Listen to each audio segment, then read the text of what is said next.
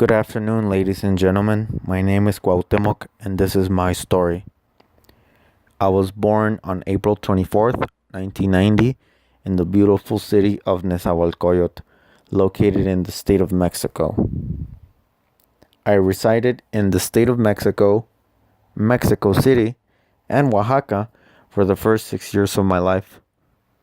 I attended preschool, kindergarten, and the first 2 years of elementary school in Mexico City. On April 2nd, 1982, my father was murdered cold-bloodedly. In the next years to come, my mother did her very best in taking care of our small family of four, which at the time was composed of my older sister, my older brother, my mother, and myself. During this time, several of my family members had left to the U.S. to start their life abroad. By the time I started elementary school, my mom made the decision to leave to the United States of America. Two of my aunts were already there and were encouraging her to take the same decisions they did. My mother left to the United States with my older siblings. The reason she did not take me is because she felt I was much too young at the time for such a life-changing experience. She chose to leave me to the care of an aunt. She wanted to fully stabilize herself. Once she was stable, she reached out to one of my uncles to take me to her. I left with my uncle the summer after finishing second grade with the visitor visa. I got to the United States without knowing a single word of English. I started third grade in Russell Rams Elementary School. I learned English very quickly. I finished elementary school with really good grades. I initiated middle school at Fitz Intermediate. I started with all honors classes. I then graduated from Fitz Intermediate and went off to Los Amigos High School. I did phenomenally well in Los Amigos High School.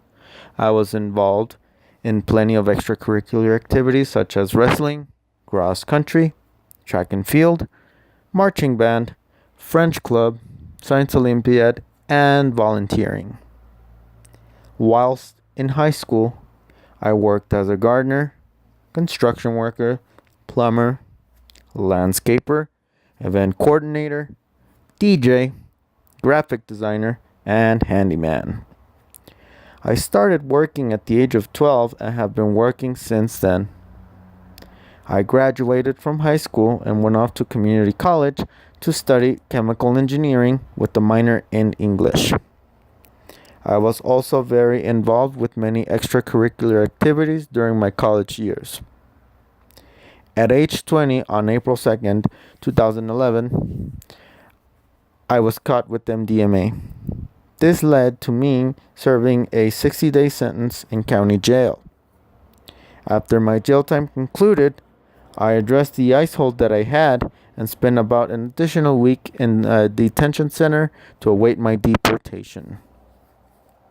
On June 7th, 2011, I arrived to Tijuana after being deported, where my family members were waiting for me.